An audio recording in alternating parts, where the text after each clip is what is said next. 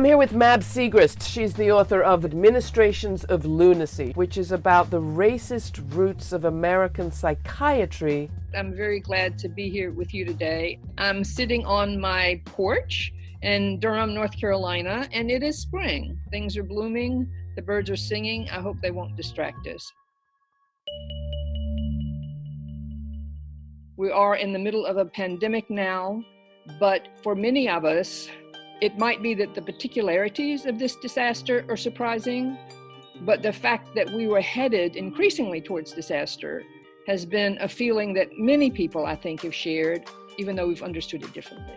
So this particular disaster, and how does it relate to the history that I trace in Administrations of Lunacy? We're in an administration of lunacy now.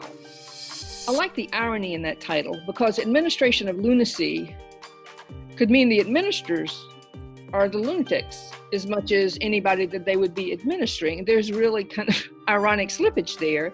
And the point that I make in the book over and over by putting this particular hospital into the wild and turbulent history of Georgia, the South, and really the Americas for 200 years is that the bedlam, which is what's associated with the lunatic asylum, is really in the culture too. It's lawlessness and chaos and all of these different turbulent factors. And then some people get put in an asylum. Well, we've got a lot of chaos today, and I would say some lawlessness and just a lot of stuff happening on the outside that makes us feel like maybe this is an administration of lunacy. Maybe they're not administering sanity. They're administering something else. And how do we as citizens, as people on the ground, as people in families and communities, how do we start steering this? And how do we keep ourselves healthy, our communities healthy? How do we hold our officials to accountability when we feel like they're administering the wrong kind of thing? Like how do we do all that? I do think that there's evidence and heartening examples from the research that I did. The parallels to this moment are pretty clear. I hear bells ringing in my mind around the conflict between science and science denial, between best practices of public health that are known, understood, and empirically based, and political concern for appearances and attention, concern about resources, and we might have to share stuff and do things differently. You might not need to restate any of that for people to get it. But what is your message for today?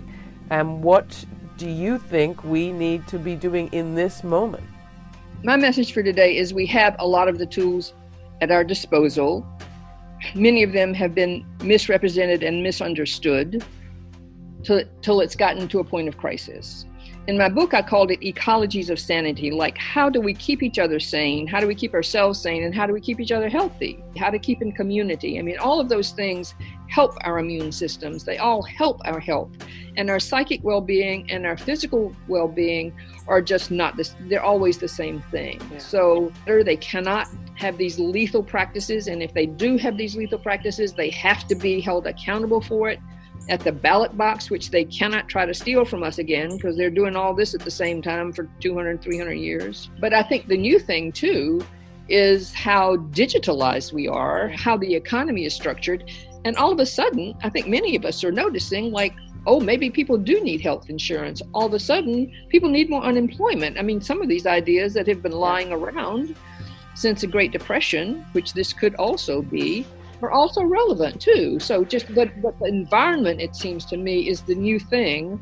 And this idea of quarantine that has such a power when the person at the top is administering his own lunacy. Yeah. So, how do we do all that, The other thing that I'm reminded of, Mab, is a tour that we made long ago, before this trip, before this book, before you ever went to Milledgeville, of the South after a hurricane.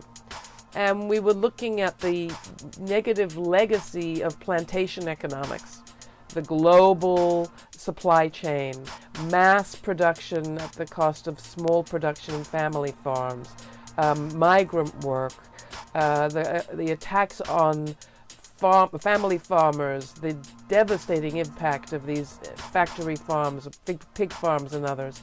That's going back to the 1990s, but I'm thinking of it now because the other thing we're looking at in this moment is the downside of our monopoly capital economy. If this is a collapse for capitalism or a certain kind of crisis for capitalism, what comes next? But what struck me is I went into all of these communities in eastern North Carolina, which are the Black Belt, which means black soil, which meant black people worked as slaves. And they are the most repressive parts of North Carolina.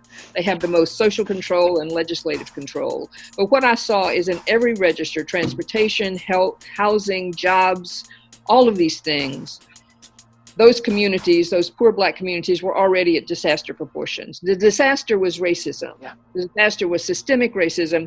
And then you put in a hurricane on top of that, and it just expands that exponentially. And the people hurt the most are already the people hurt the most. You know, it just gets worse. So I think, you know, like how healthcare gets apportioned here. Does it get to eastern North Carolina? What happens to people when there's not ventilators? Who gets the ventilators? Who gets the test? There's going to be a lot of rebuilding that's needed and a lot of very bad ideas that have been exposed and a lot of maldistribution that is just criminal.